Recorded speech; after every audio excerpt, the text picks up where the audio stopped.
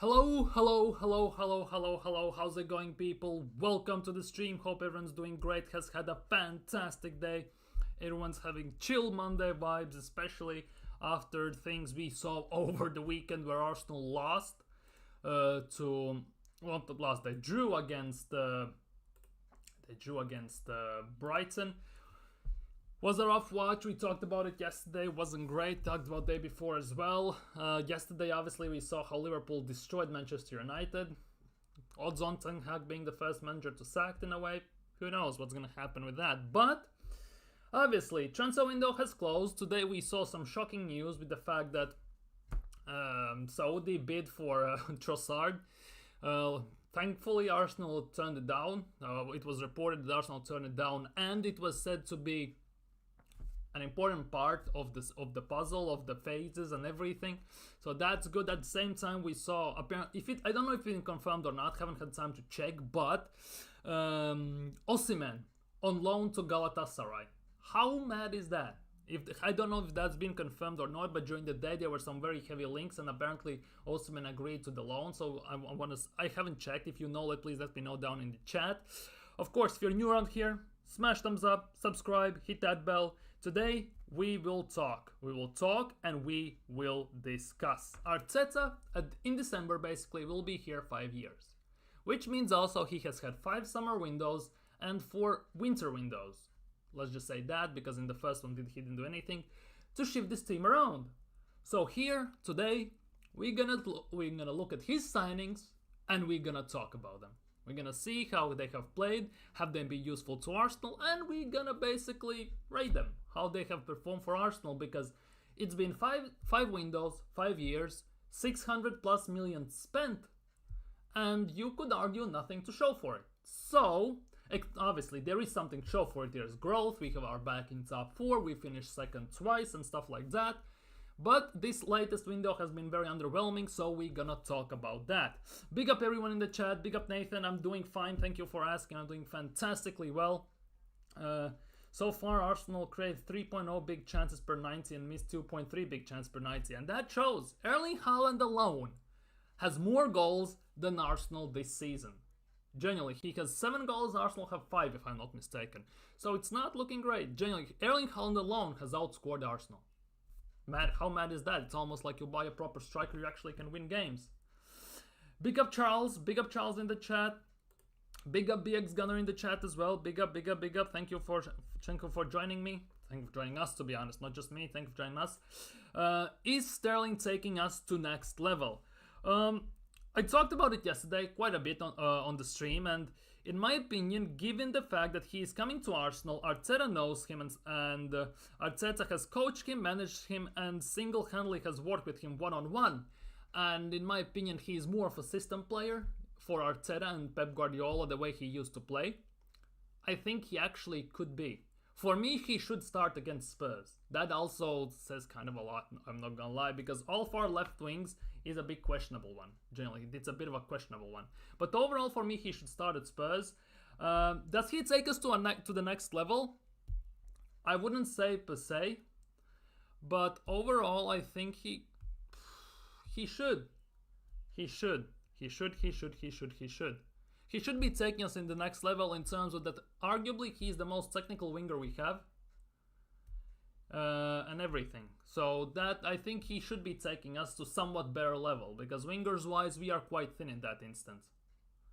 Haaland's unique. He's out of scoring. Generally, he has 8 hat-tricks in 69 games as well. 8 hat-tricks in 69 games, if I'm not mistaken, something like that, or 69 starts or something like that. That's also an insane stat, to be honest. That is actually a mad stat if you actually think about it. I heard somewhere on stream today as well, the fact that he's about 8 goals behind himself alone. 8 goals behind Everton overall. From the time he has joined Premier League, Haaland has scored 8 goals, only less than Everton in this time as a whole team. Something like that. I heard something like that in one of the podcasts today. That's also an insane stat. It's also, man, Sterling starts right now, to be honest, I would start him. He can't start. He isn't a fix here. Yeah, I get it. But for me, he kind of is the best winger in a way we have on that left side at the moment. Yes, I would Saka Martinelli should continue to start, but Martinelli hasn't done much. Genuinely, he hasn't done much. Same goes for Trossard. Trossard off the bench does more than starting.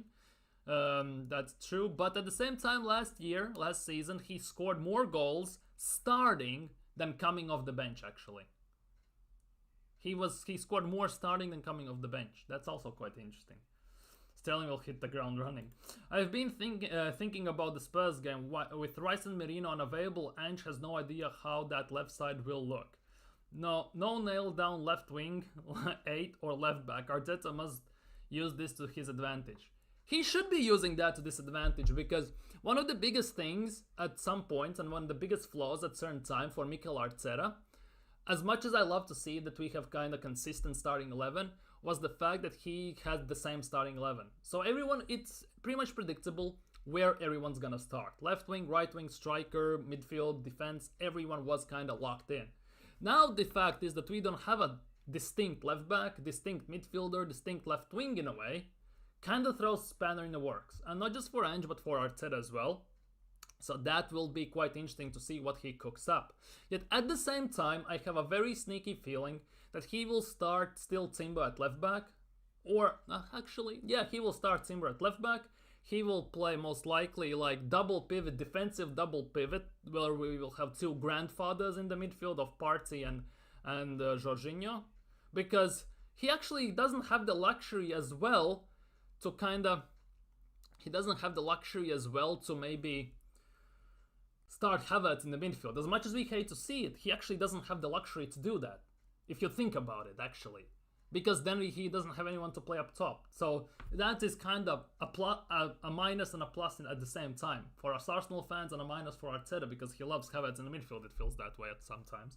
But yeah, that left side is genuinely a mystery. And I don't think it's a mystery just for Ange and for Arsenal fans in a way. It's also a mystery for Mikel Arteta. Because it feels like, if you ask 10 different Arsenal fans, what should left side look like for the next game against Spurs, right? You will hear about 6 different answers, 6 or 7 different answers.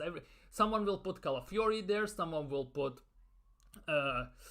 Timber there, someone in midfield will put Zinchenko, someone in midfield will put Jorginho, someone maybe will do a random thing where he says that maybe Calafiori should play in midfield or something like that, and the left side should be Martinelli, someone will say Trossard. It's actually kind of weird one, genuinely weird one overall if you think about it. It's a weird one for every single Arsenal fan, and in general it's a big mystery at the moment. Why we wasting our time, growth, and let Sterling start? Like, he will start at some point, just because Arteta knows him. And to be honest, on top of that, if you think about it, Arteta has tried to replace Martinelli on multiple occasions in a way. He tried to get Mudryk, Nico Williams. Then he got Trossard as a backup. He has tried to replace actually Martinelli.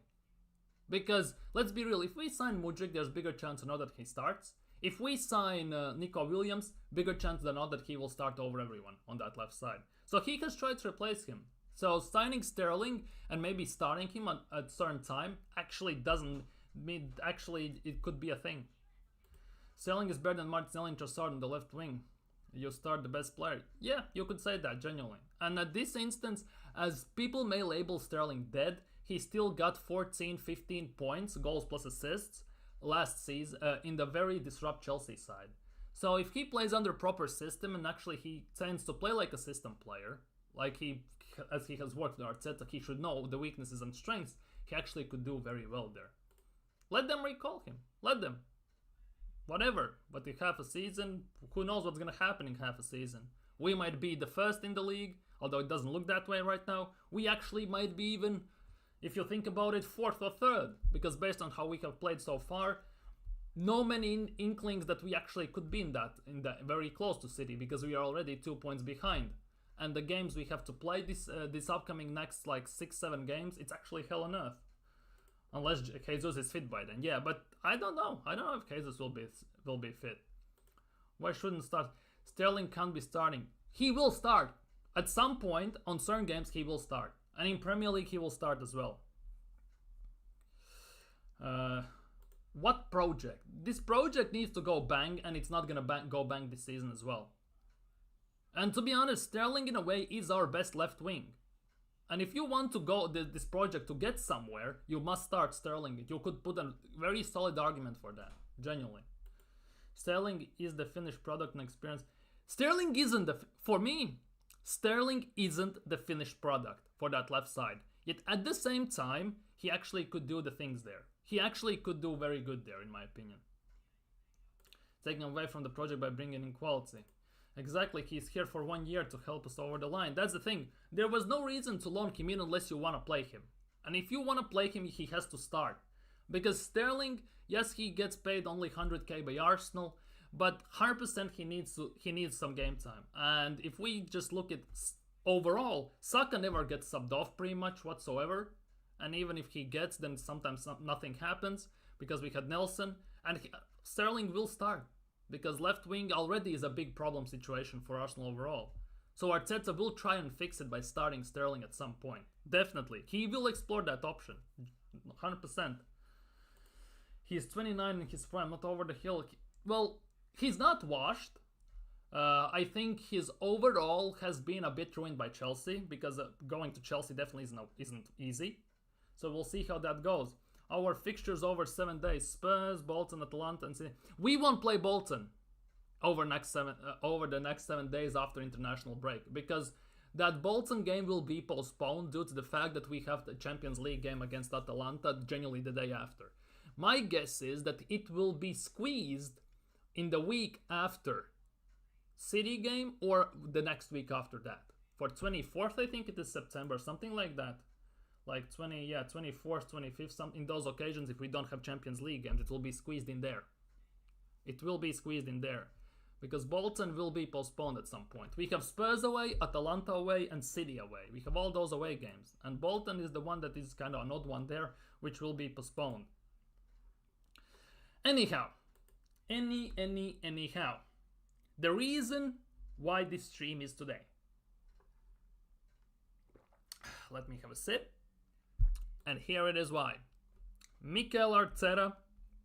Obviously, there are no signings from this summer because simply we haven't seen them. So that's why I kind of cannot put any judgment on good, poor, okay, top 3 or whatever. We genuinely cannot put them in that category as of yet. 100% we cannot do that. So kind of they are not there. But obviously there's pretty much most of the players Arteta has signed. I think there are every single one, if not the most. Unless there's some are skipped. But overall, here they are. 1, 2, 3, 4, 5, 6, 7, 8, 9, 10, 11, 12, 24. 26 players are here, excluding the ones we signed this year. So there are over 30. We have signed overall over 30 players while Mikel Arteta has been here in 5 years, which is about 6 per calendar year. 6 per basically per season. That's already sounds like a very insane stat, if you ask me. Already a very, very insane stat, genuinely. But it is what it is. It's Mikel Arteta. He got the money and they got some good signings, I'm not gonna lie. He wasted money on quite a few signings, I have to admit to that. So some have worked out, some haven't. But we're gonna go through one by one and we're gonna try and deduce where we are putting them, whether they have been top 3, whether they have been a great signing, good signing, okay, or basically poor. We can also say wasted money, okay, decent, great, and that would be, let's just say money well spent for the sake of an argument. Great could be decent investment. Let's just say that. Good is the good, okay is okay. Good, okay are pretty much the same thing, aren't they? Let's just go it like this. Decent investment, money well spent, good, or wasted money. Should be other way around, isn't it? Money wasted. Should be like this. Money wasted. Let's go with this. We are kicking things off. I'm gonna go basically in the order the pictures are here, so you kind of can easily follow. We are kicking things off with Aaron Ramsdale. I can't say investment here. We're gonna start with Aaron Ramsdale, who basically signed a bit more than 2 years ago. Who in the first season, 2 years ago, carried us to getting the second place. Thanks to him, we were actually 8 points clear of City. He was the backup option allegedly to David Raya, because if you recall, we signed Aaron Ramsdale after we got denied the chance to sign David Raya. Basically, Brentford at the time said, we are not selling him. We want to keep him. So Arsenal went for the next option, Aaron Ramsdale, who has been, I think, relegated 3 times before. With other teams, he has been in Premier League. So Arsenal took a chance on him. And overall, for me, he did decently at Arsenal. He made some incredible saves, saved us from some losses. Overall, he did a very good job at Arsenal. The issue is the fact the way he kind of left. That he was squeezed out by Arteta, let's just say, in not a very good fashion. Let's just say that for the sake of an argument. But overall, the comments he made wasn't the best he could have made. Even Ian Wright was looking at him and saying, what the hell are you talking about? You realize I'm going to release this as a video on social media. So overall, Ramsdale for me was decent in ball distribution. He made some very great saves for camera, especially the save against Leicester on that Maddison free kick. Some other great saves. But overall, the biggest thing for me is, which you have to take in the context of things, is the fact that how he was the whole time at Arsenal. And he'll tend to let in some very, very rough goals, especially near post, which was a big problem for him. He couldn't focus at the time when which team was attacking while he was focusing on a pigeon. There was a clip where everyone's defending, Ramsdale has made a save, and he looks at a pigeon, then he looks back, and we can see the goal. Something like that. So for me overall, as much as I want to put him as a decent signing, I will put him as a good signing. Because he wasn't amazing, but he wasn't bad as well. I would love to put him as a great signing. The thing is, if we manage to win something with him, I would put him as a great signing. But overall, we spent 30 million on the guy. We only have gotten back 18 because we don't know if we're gonna get the 6 back, 1 million for Southampton staying up, and the 5 million add-on. So we technically, if you exclude the add-ons, are looking at 12 million loss. So overall, I will put him as a good signing overall. So it is what it is.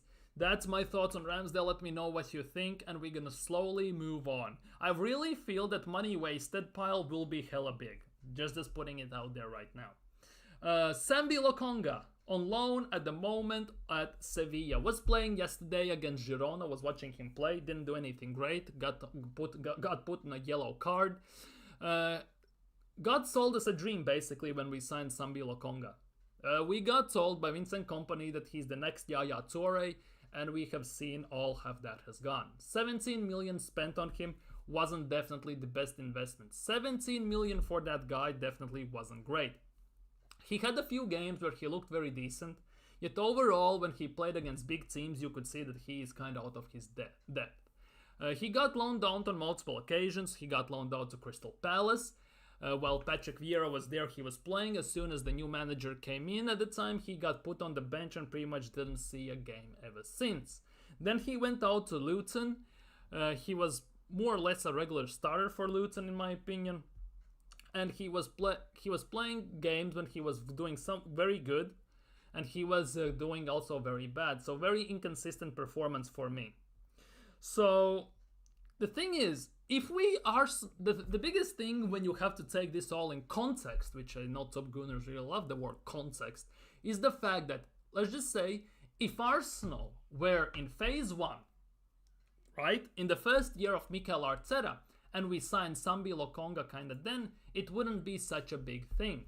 But we signed Sambi Lokonga at the time, arguably, when we were on the rise. and he didn't have kind of chance to kind of get integrated in the team properly. Because all of a sudden, after the 2 8th places, we shot into top 4 where we balled it, and the next 2 years we have challenged. So the uprise of Arsenal kind of coincide with a very big issue for me with Sambi Lokonga, as the fact that he just couldn't get into the squad. Our squad at the time was somewhat established already. We were kind of having decent midfielders at the time, obviously par Mohamed El Neni. But overall, yeah, we had midfielders to play there, and Sambi Lokonga was one of those, which basically was the odd man out, if that makes sense. Sambi, Fabio, and most of those keepers were bad. Exactly, that's the thing. Most of them were money wasted, and that's the thing. After this, we're gonna go on Transfermarkt, see how much we paid for them, and we're gonna totally accumulate the amount of money you could say we have wasted on subpar signings. So we're gonna go from there and see how much money we actually could have invested into proper ones. We're gonna do that as well. Basically, Sambi Lokonga's wasted money. Austin Trusty goes instantly in wasted money. He felt more like a PR signing, because we signed him from... Didn't we sign him from Colorado Rapids? Didn't we sign him from Kroenke's club? Instantly loaned him out to Birmingham City, where he was phenomenal for them. It's kind of his level, isn't it? We kind of loaned him out there, and he did great. He got player of the season there as well. He came back, obviously didn't get a kick off a game overall, and then we loaned him out to Sheffield United, where basically he has been ever since. If I'm not mistaken, he's still at Sheffield United, right? Austin Trusty. He at the moment is, yes, he's at Celtic. He's at Glasgow Celtic. Never mind, he's not even at Sheffield. He's at Glasgow Celtic. My bad, he was at Sheffield on loan, and then he got sold from Sheffield. Imagine, Arsenal sold him for 5.8 million to Sheffield. 1 year later, they sold him for 7.1 million to Sheffield. So they instantly made 1.3 million, which may not seem a lot in Arsenal terms, but in Sheffield United terms, it's actually a very massive amount, to be honest, in a way. So they instantly, in 1 year, made 1.3 million profit on Austin Trusty. As weird and as mad as it sounds. We obviously signed him from Kroenke's club, so that was, in a way, you could argue that a PR signing. Obviously, he didn't get ever a proper chance at Arsenal, you could argue as well that, but let's be real. It was not meant to be. Moving on to Benjamin White, which obviously is one of the big talking points in this instance. 50 million at the time seemed like a waste of money, because we started him in the beginning as a center back, where he just didn't fit in. Obviously, he played for Leeds at center back, he played for Brighton at center back, but at the time, didn't they play 3 at the back formation, where kind of it masked the issues that Ben White had in a 2 center back formation? If I'm not mistaken, wasn't it at that time together with Dunk and Dan Burn? If I'm not mistaken, it was at the time. But yeah, overall, then we switched him out to right back, and he has made his position his. And overall, genuinely, he is one of the best right backs in the league. He should be an England international, but obviously during the Southgate thing and everything, all that kind of got messed up. So it is what it is. But overall, 50 million, and despite the big price tag, I would say that Benjamin White is money well spent, in my opinion. Let me know what you think about it in the chat. But for me, definitely Benjamin White is money very, very well spent. Decent signing, has made the right back position his, something that, for example, Ainsley Maitland-Niles at the time refused to do, because he was screaming, he was played at right back, right wing back. He said he didn't want to play there, he wants to play in midfield. Arteta put him in the midfield, he stunk out the place there, and he got binned. So instead of actually being at Arsenal, making the position his own, in his style, in his preferences, the way he plays, at the end of the day, he kind of gave up, and Arteta binned him. And obviously Benjamin White slotted in there, made the position his, and is one of the best right backs in the league. And I think overall, long term, Ainsley Maitland-Niles even wouldn't have worked at Arsenal. Because if you look at the defensive line we have at the moment at Arsenal, everyone's over 6'1", 6'2". Arteta wants big boys at the back, and Maitland-Niles obviously doesn't fit in that category. Anyways, Cedric Soares, money wasted. Once again, money wasted. Signed him for free, but we should have signed him for free, but we actually paid money to sign him. So, I don't think it's enough said. Arguably, you could say, right, Ben White has become a cult hero and nailed down his spot. Exactly, that is the biggest case for me. We, at the time, didn't have a proper right back. Ainsley Maitland-Niles legit had opening there to establish himself as an Arsenal player long-term as a right back. Learned the bits and bobs of the game and everything. Obviously, his height would have been an issue because Arteta doesn't like short players apparently on defense. But overall, he had a chance to go there, make that position his. Generally, make it his, go for it, decide how he wants to play, and generally do what he needed to do. Yet he refused to do that, and obviously he's still at Lyon even? I think he's at Lyon even at the moment. But yeah, Ben White did what he needed to be done. He took down his center back cap and he just put on a right back cap, and we have never looked back ever since. And that right back side is kind of a lockdown for Benjamin White in general. Obviously, Cedric Soares, bin him, whatever, he was a wasted money. David Raya is a bit of an interesting one. 3 million on loan last season. Arteta got his toy, basically, after a few years, and genuinely instantly excluded Ramsdale from the squad. Raya had started. This year we paid 27 million and we signed him on full time.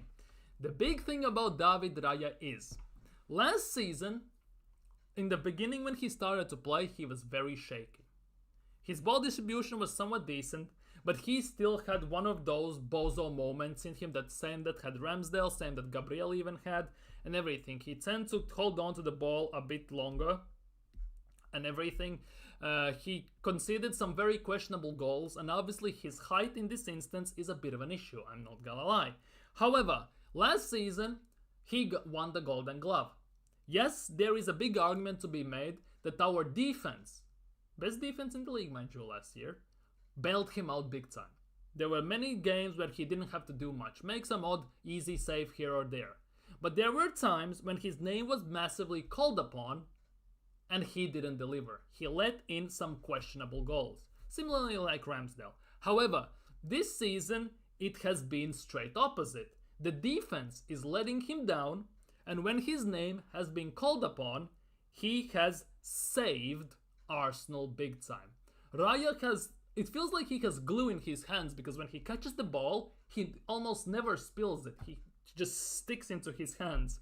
Genuinely, you know how NBA players hold the basketball like that? That's what Raya does with football, easily.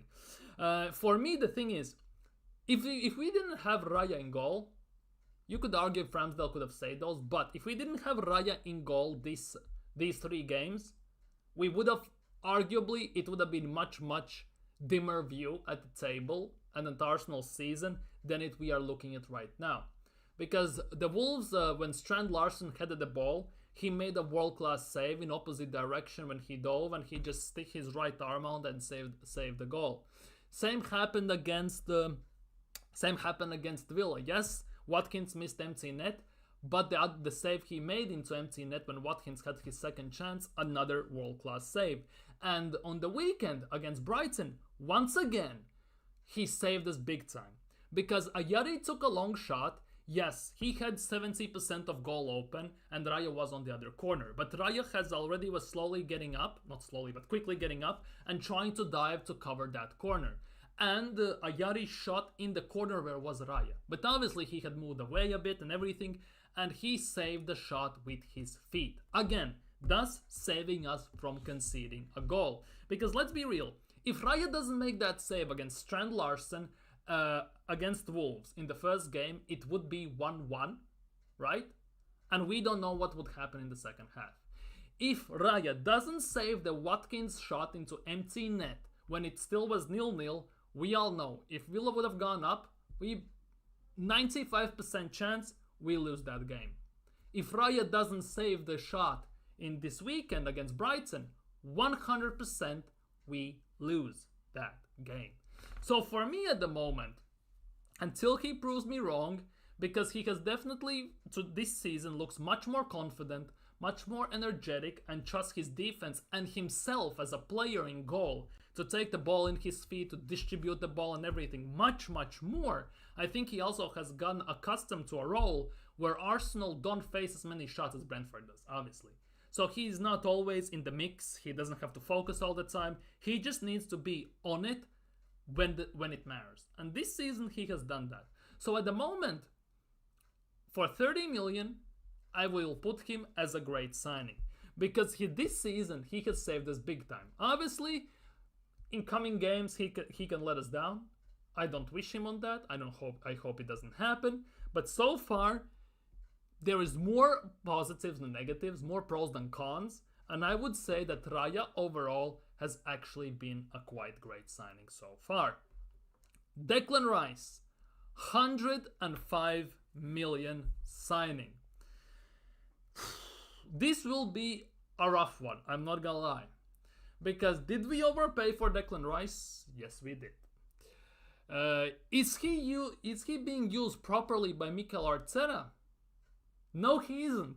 For me, he actually hasn't been used properly by Mikel Arteta. And the biggest thing is how to phrase this properly.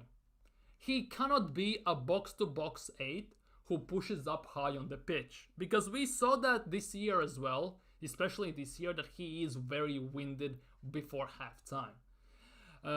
Last year he went under the radar at times with his man of the match performances, but after the Bayern Munich game, he has been very questionable on many occasions. Also for England, he wasn't the best, and this season also, he wasn't the best. So the biggest thing for me is what to do. For me, Rice's future is at 6, or just like Nathan is saying.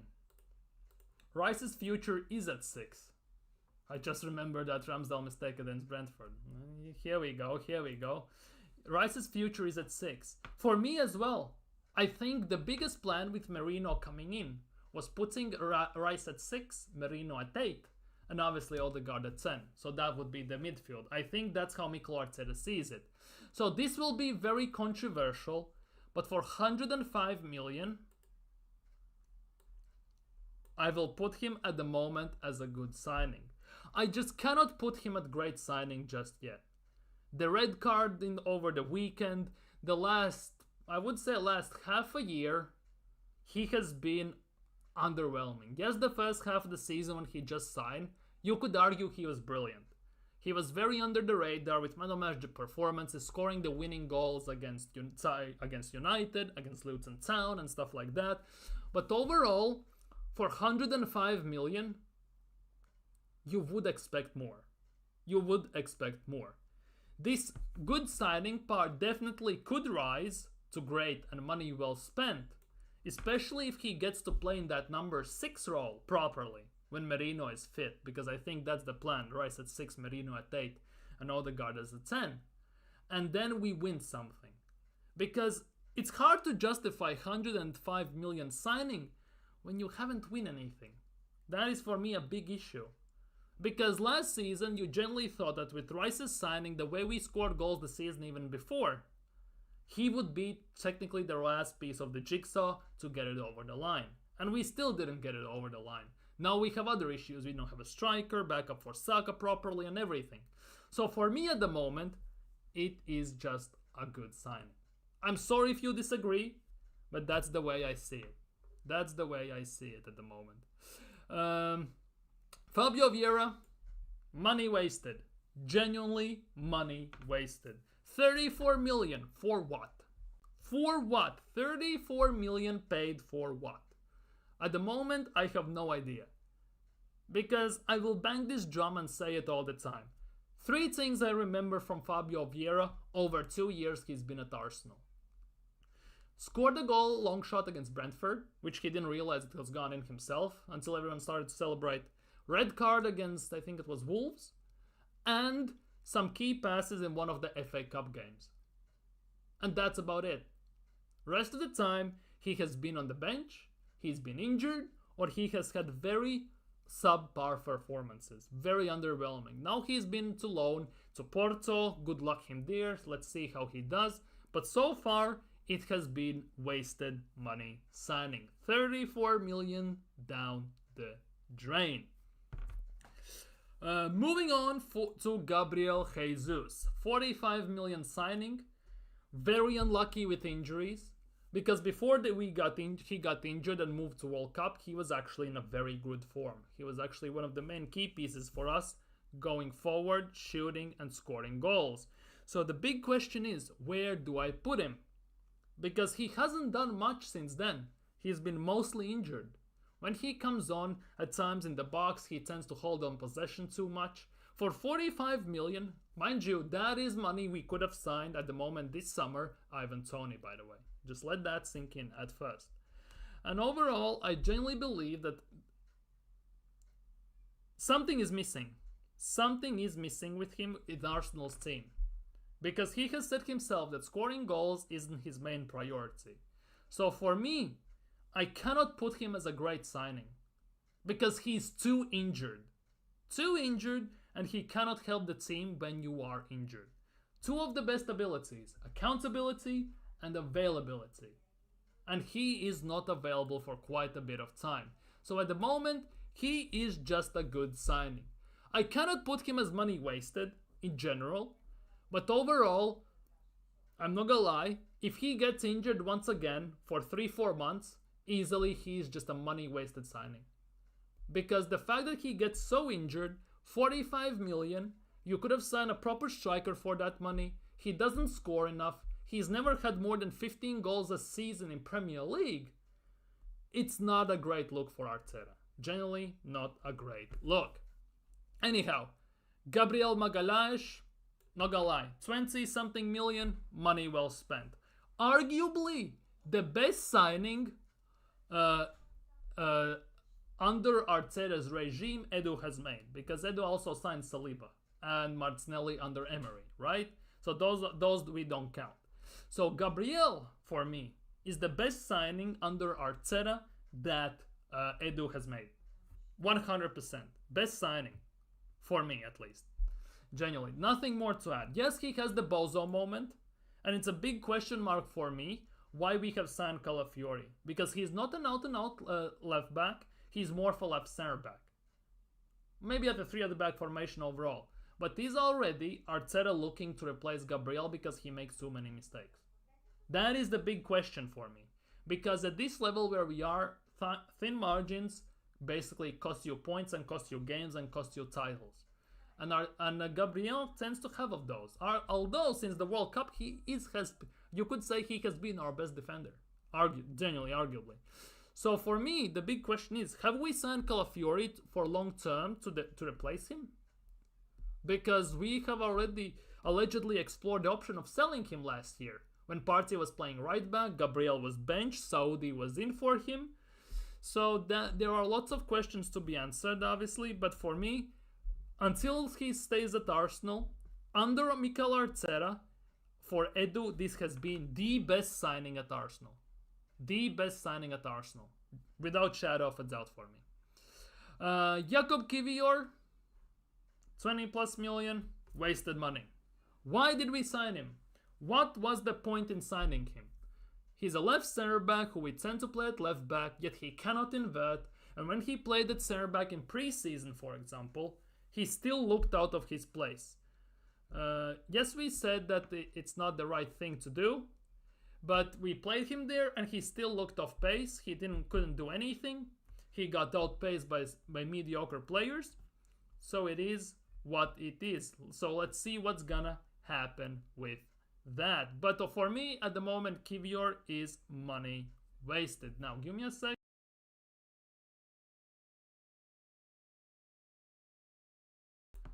Anyhow, let's continue. Who else is there? Jorginho. This is a big one because we got him for a cut price deal, full-on cut price deal. And to be honest, you could argue that he has been very consistent. I wouldn't say great. He has had some great performances. He has had some mediocre performances. But yes, he single-handedly cost us the game against Spurs. There's no argument about that. He has cost us some games here or there. But overall, he's been very consistent performer for Arsenal. So for me, it is a good signing. For me at the moment, it is a good signing just because he has been average, decent. He hasn't done nothing exceptional, some exceptional performances. He has had some mediocre performances. So overall, he has been a good signing. Jurrien Timber is a very interesting one for me. Mostly because not sure what to make of him. We haven't seen him enough.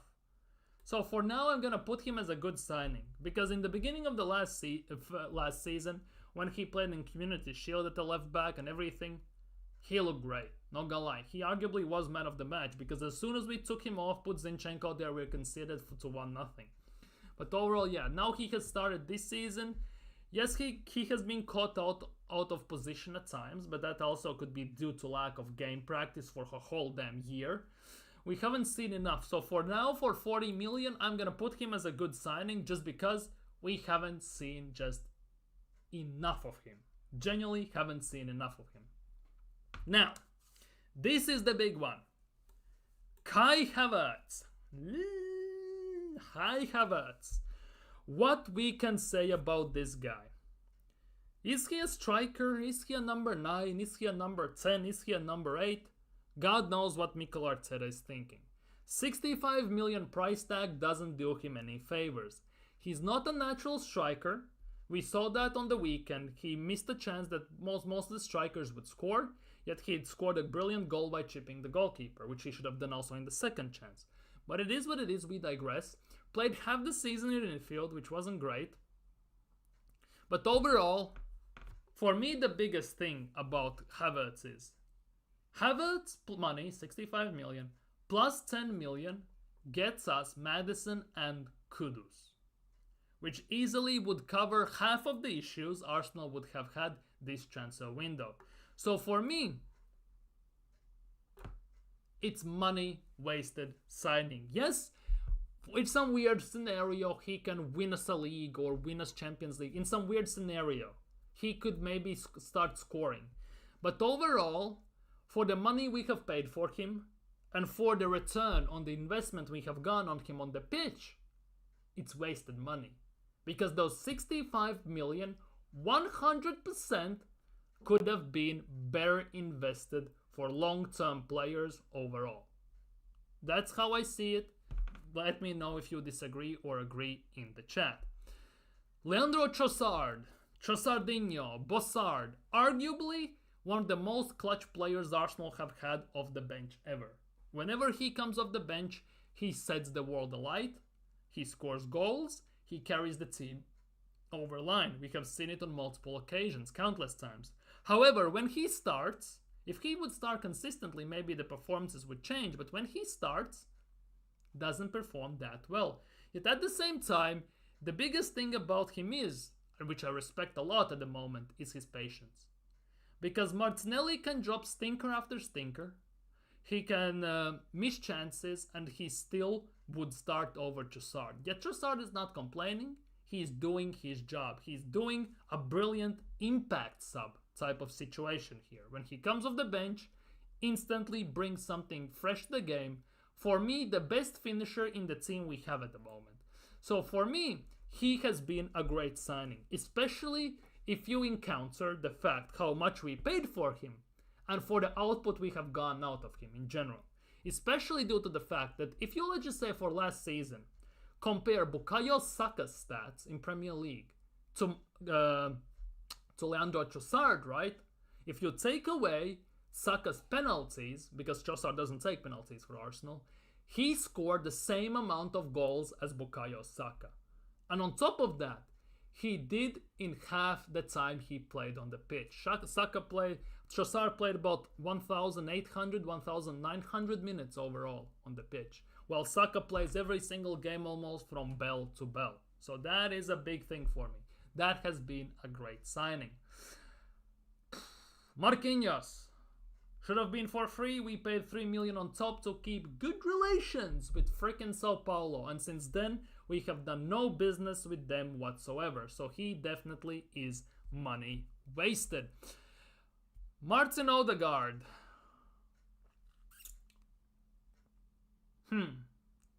I can't put him as money well spent because there are times when you wish he would do more. He's our captain. He should be able to take the game at times by the scruff of its neck, take our players by the scruff of its neck and help them get over the line. But he goes missing himself. It's like he doesn't adjust his game once the defense adjusts to him. We have seen it multiple times. Brilliant one half, invisible for the second half. But overall, we signed him for cheap, you could say that. We have doubled or even 2.5 times increased his value if we decide at some point to cash in on him. Overall, he still can score, he still can pass, he's making some brilliant passes if you give him space and everything. So I cannot put him as money well spent, but I'm gonna put him as a great signing. Because the thing is, if he didn't go missing, if he would perform consistently every single game, I would say money well spent. But the lack of consistency and the fact that he tends to go invisible for certain games when we need our captain, mind you, the most, I cannot put him as money well spent. I can put him as a great signing mostly because he does what he does. He does it very good. We have increased his value. But great signing also for the value we got for him. Will he get us over the line as the captain? I'm not sure. Will we win title with him? I'm also not sure. Yet at the same time, you cannot argue about the impact he has had on the team. And I'm not talking about the hair flicks and expected arm waves and stuff like that. He has raised the team's level. The thing is, some type of Odegaard creative player we are missing in that number 8 spot. That is one big issue for me. There have been arguments that people have said that maybe we should try playing Odegaard as an 8 and sign a number 10. That's a very weird thing, to be honest, but actually it potentially could work. But it is what it is at the end of the day. But yeah, Odegaard for me is just a great signing. I cannot say it's money well spent. It's just a great signing for now. Matt Turner. Money wasted. Signed from, again, another PR signing, in a way, from MLS, of course. We signed him, he played a few games, didn't do great. We sold him to Nottingham Forest. Nottingham Forest got pissed that we did them over. It's like they never learn as well, in a way. But yeah, with Nuno Tavares as well. But obviously they learned about Edin Nketiah because they didn't get him. But overall, yeah, in a way, obviously, money wasted signing. It's a big fetish for Mikel Arteta with these goalkeepers, by the way. There are 1, 2, 3, 4... There are 5 goalkeepers in this list, and on top of that, Arteta has signed 3 more. So Arteta in his 5 years has signed 8 or 9 goalkeepers at Arsenal. That is also not a great thing. Matt Ryan, he was on loan, didn't do much, cannot give him good, have to give him just money wasted because basically he didn't do much. Nuno Tavares, money wasted, no development, no nothing. Comes to Arsenal, has some good moments, then he stinks out the place, very rash. He's more of a left wing back in attacking sense than defender because defensively he is quite questionable. Got yanked off at around 30th minute against Nottingham Forest in the Cup, which is one of the most memorable things I think for Nuno Tavares at Arsenal. And never has seen a daylight for Arsenal on the pitch ever since. Been loaned out multiple occasions to Marseille, had a brilliant start but then he fell off. Has been loaned out to Nottingham Forest. Now he's loaned down to Lazio with obligation to buy. Let's see what he does. Because I think he is injured still. I'm not sure if he's injured or not now, but when he loaned him out, he instantly got injured 20 minutes into the first practice. So, but anyways, money well spent, guys, genuinely. Zinchenko. This is a rough one. This is genuinely a rough one. Because for me, if Pep Guardiola is open to selling a player and he doesn't mind selling him, it means that he can see he's not good enough. Yet at the time when Arsenal signed the player, when we signed Zinchenko, he in a way was perfect for Arsenal. Yes, he cost us the game against Liverpool. Yes, he cost us the game against Fulham last year, and on the other games he has cost us. But overall, at the time when we just signed him, he was perfect for the team. However, during the season, especially towards the end part of the season, it kind of got pretty evident that we as a team in general have outgrown this player. 35 million spent. To be honest, that Jesus is money on top of that, and we basically funded Manchester City signing Erling Haaland, which already is a big yikes and a big minus on that instance.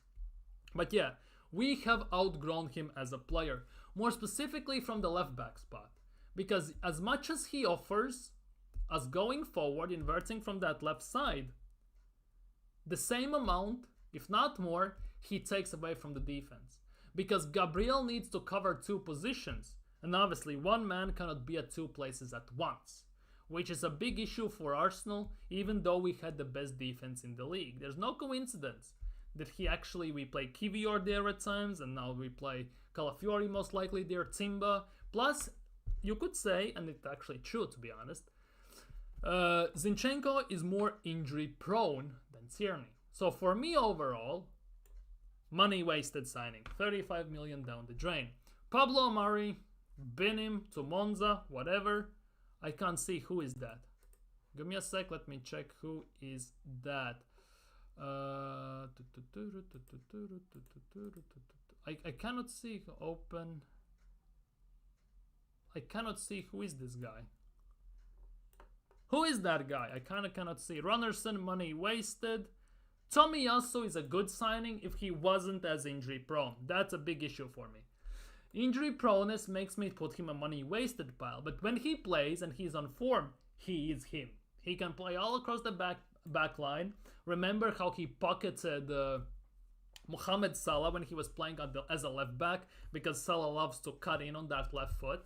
And obviously, if you cut on the left foot and the right footer, your strong foot is instantly on the inside, which allowed him to shut him down. Plus, since he's tall, it's very hard to get the ball diagonals over the top, which Liverpool at the time under Jurgen Klopp really, really loved. So definitely, that is that. So definitely, I would say it's a good signing.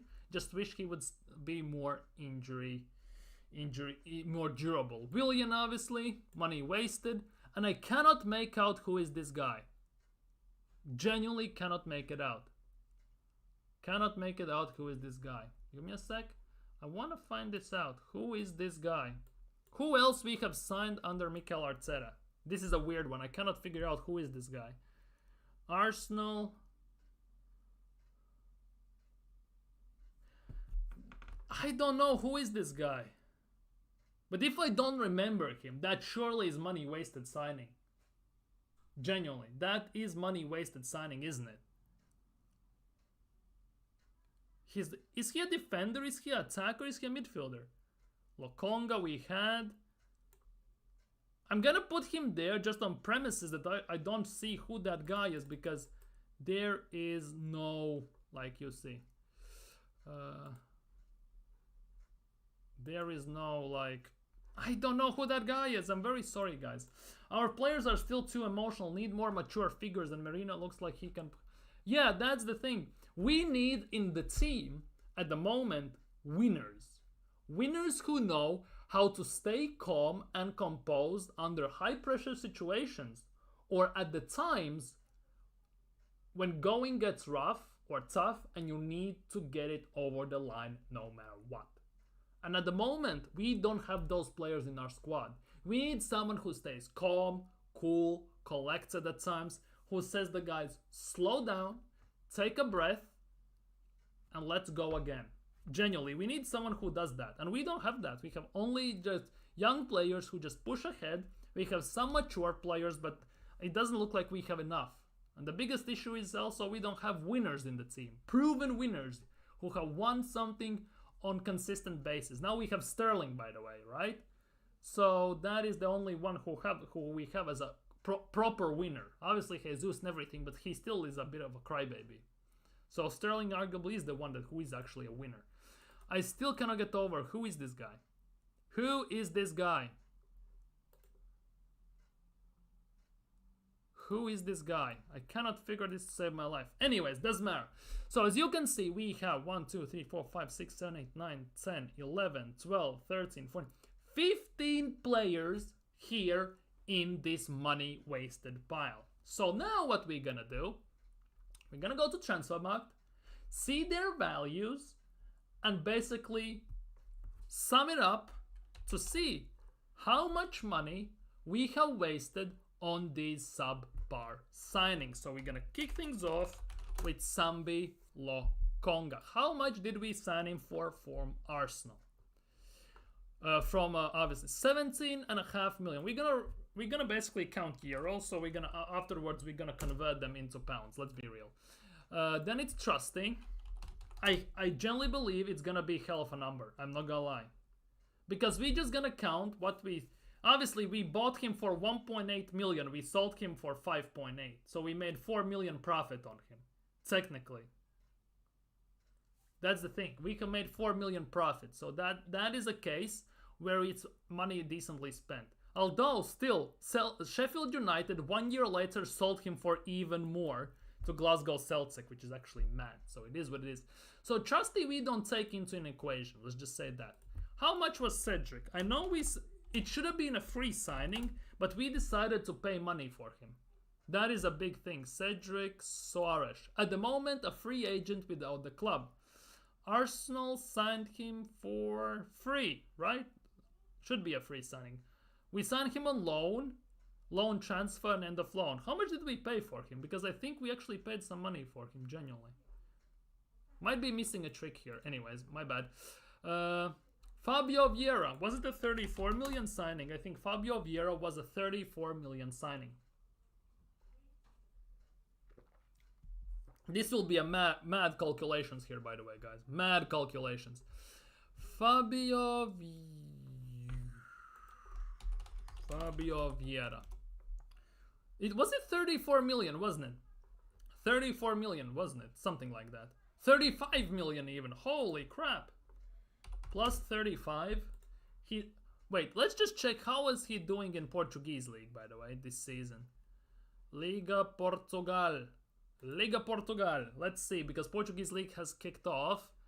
We need this season. All seasons. This season hasn't Wait, Portuguese league has kicked off. Why is it not here? Oh, here it is. One game, he wasn't in the squad. Okay, cool, we move. Okay, we move on swiftly. Next one is Kivior. Let's see how much we paid for Kivior. Was it like 20 million? Yeah, 19.5 million. And we actually have increased his value by 10 million, which is actually not that shabby Alonso at all. Marquinhos was 3 million. Havertz was 65. Matt Turner. Let's see. How much did we pay for Matt Turner? Because he's at the moment at Crystal Palace. Holy crap. We signed Matt Turner for 5.9 million, sold to Nottingham Forest for 8.15. So 2 million profit, let's minus that. We are including sales and everything. Matt Ryan, okay, Nuno Tavares. I think it was very cheap. Wasn't Tavares like 9 million, something like that? How much did we buy him for? Nuno Tavares, at the moment at Lazio. Arsenal signed him from Benfica for 8 million. 8 million. He has played one game in Serie A and has gotten 2 assists. What the hell is that about? He's actually balling out in Serie A. Hoo-hoo! In 3-1 win at home over... No. In 2-2 against... He played against AC Milan and he got 2 assists. Holy crap. Nuno Tavares in full 90. Got 2 assists. Woo-hoo-hoo. He's balling out. One game, obviously, but still balling out there. Dude, if he keeps this up throughout the whole season, he's gonna get... They're gonna buy him. They might actually get a bargain. Genuinely. That's actually kind of shocking display of things. Zinchenko was 35, right? Zinchenko Alexander. 35 was it? Yeah, 35 plus 35. Trust me, you don't want to see the number that's going up to at the moment, because I'm calculating how much money we have spent on, in my opinion, subpar useless signings over the Mikel Arteta's tenure. We have spent 600 million. Let's see how much we actually have wasted in those signings. Any guesses before I reveal the number? Any guesses? 6 million plus 6. Any guesses? Let me know down in chat. Ronason, that was a very cheap signing. Willian, did we pay anything for Willian? I think we got him for free, didn't we? Willian without a club at the moment, by the way. Willian to Arsenal, free transfer. I'm not including the wages, by the way, because then it would get stupid. And I'm not sure who is that guy. Wait, let's check this. Arsenal. Kind of have to go through this. Arsenal Premier League. Let's see what we have signed under Mikel Arteta. So that will kind of give me an indication who I have missed. Arteta became a manager in 1920 season. So 2020. I'm missing one player. Who is the player? Who is the player? Who is the player? Who is the player? 2020, but like, I actually have no idea who is that one guy. I'm very sorry, I need to find this mental. So we have Partey there. Oh, it's Thomas. Is it? It is Thomas Partey. Holy crap. It is Thomas Partey. Good signing, just because due to injuries he's not that great, genuinely. Not that great. Now, so overall, when you summarize everything up, and I kid you not, after 600 million spent over these 5 years with Mikel Arteta as Arsenal's main guy, Arsenal have wasted, and I kid you not, 200 million. Well, it's 197, but overall, nearly 200 million wasted, and that is not including wages on these lot, by the way. Arsenal have wasted 200 million, which is basically 1/3 of the budget that has been given to Mikel Arteta over the years by Stan and Josh Kroenkes, and has been totally wasted by Edu Gaspar. 200 million. Just imagine if those 200 million were invested properly. That would have been a whole different team, in my opinion.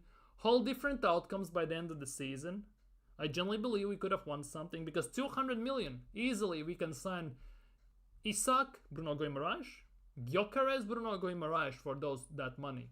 We can sign anyone we want. Those 200 million actually.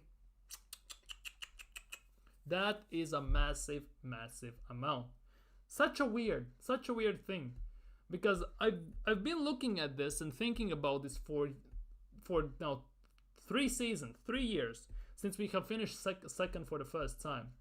Arsenal are signing questionable players, loaning them out, binning their contracts, by the way. If you, to be honest, think 200 million, if you kind of include the money we have paid to get certain players off our books, ourselves, it goes up to 300. Something in those lines. 250, okay, let's not 300, 250, something in those lines. So we have basically, out of 600 million, wasted 1/3, 200 million on subpar signings that haven't helped us or improved the team arguably one single bit. Obviously, there's Havertz there who can turn his fortunes around, but overall, I strongly believe that the money we spent on Havertz last summer, throw 10 million on top, and you can sign Maddison and Kudus. 2 bare investments overall, and we could cover 3 positions with those 2 signings. Kudus can play right wing / number 10, could be backup for Saka and Martin Odegaard, and obviously Maddison for that left number 8 spot. You can sign even what's its face Merino right now, and everything would be lovely jubbly. So it's a very interesting thing, very interesting situation that Arsenal actually have wasted, and no wonder Arsenal cannot spend money. Because I think also Kroenkes don't want to give them money. Because if you look at stats like this, it's actually wild. Because the 600 million is including the sales as well. That is the mad part, if I'm not mistaken. So it is what it is at the end of the day. 200 million wasted. Good job, Edu. Good job, Mikel Arteta. But yeah, I think on that note, I will end the stream here.